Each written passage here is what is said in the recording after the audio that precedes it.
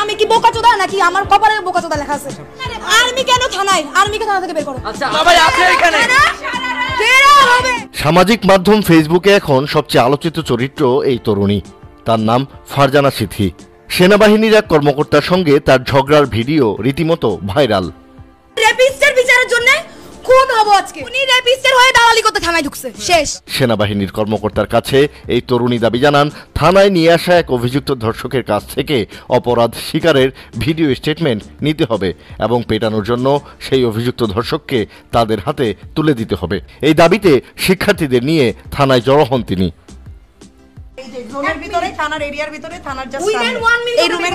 সেনাবাহিনীর ওই কর্মকর্তা জানান, অভিযুক্ত ধর্ষকের বিরুদ্ধে আইনানুগ ব্যবস্থা নেওয়া হবে। তাদের হাতে তুলে দিতে অস্বীকৃতি জানান। ও ক্লিয়ারলি স্বীকারোক্তি দিবে। That's it. আমি একটুকু চাই আমার প্রপোজালটা আপনাকে দেই, আপনারা কেউ তার গায়ে হাত তুলবেন আমরা।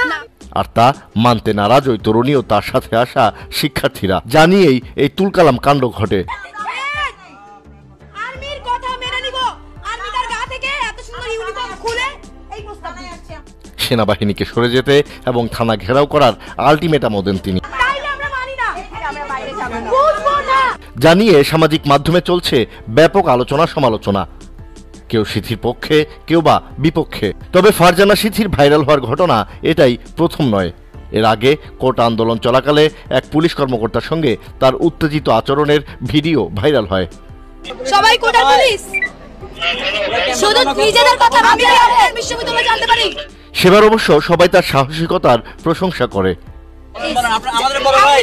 নেটিজেনদের অনেকে কুইন, বাঘিনী, অগ্নিকন্যা এমন বিভিন্ন খেতাবও দেয় তাকে। এছাড়াও পুরো আন্দোলন জুড়েই বেশ সক্রিয় ছিলেন সিথি। তার বলিষ্ঠ কণ্ঠস্বর ও নেতৃত্ব আন্দোলনকে আরো বেগবান করেছে। তবে এবার প্রশংসার চেয়ে নেতিবাচক সমালোচনায় বেশি হচ্ছে তাকে নিয়ে।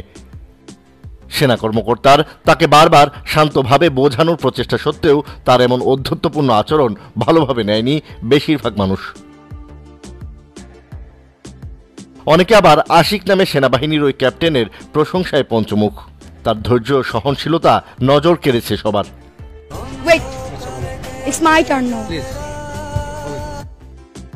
অন্যদিকে ফারজানা সিথি সম্পর্কে অনেকে বলছেন খুব বাড়াবাড়ি করেছে সে। কেউ কেউ বলছেন তার স্বামীর জন্য সমবেদনা।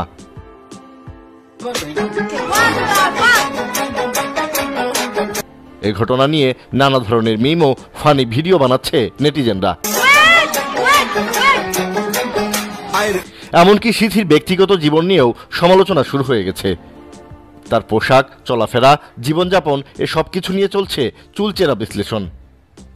তার বিভিন্ন সময়ের ভিডিও ছড়িয়ে পড়েছে ফেসবুকে।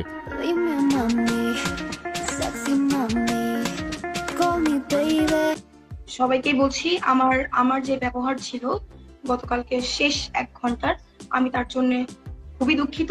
এমন পরিস্থিতিতে শনিবার রাতে ফেসবুক লাইভে এসে সবার কাছে ক্ষমা চান ফারজানা সিথি। বাংলাদেশ আর্মির কাছে আমি খুবই দুঃখিত। এরকম ব্যবহার বা এরকম ব্যাপার আমার কোনোভাবেই করা উচিত হয়নি। সিথি বলেন, ওই সেনা কর্মকর্তাকে খুঁজছেন তিনি, তার কাছেও ক্ষমা চাইবেন। আমি তাকে পেলে বা আমি তাকে পেয়ে তার কাছে ক্ষমা চেয়ে আসবো। তার ব্যক্তিগত জীবন নিয়ে সমালোচনা না করতে সবাইকে অনুরোধ করেন সিথি। আমার কি পোশাক, আমার কি লাইফস্টাইল, এটা না দেখে আপনারা প্লিজ আমার কাজগুলোকে একটু দেখুন। ফারজানা সিথির ফেসবুক প্রোফাইল থেকে জানা যায় তার বাড়ি যশোরে।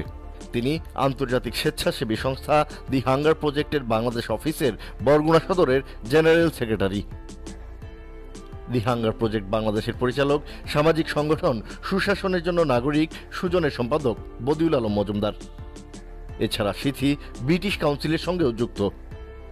তবে সিথির ফেসবুক প্রোফাইলে তার শিক্ষা প্রতিষ্ঠান সম্পর্কে কোনো কিছু উল্লেখ নেই।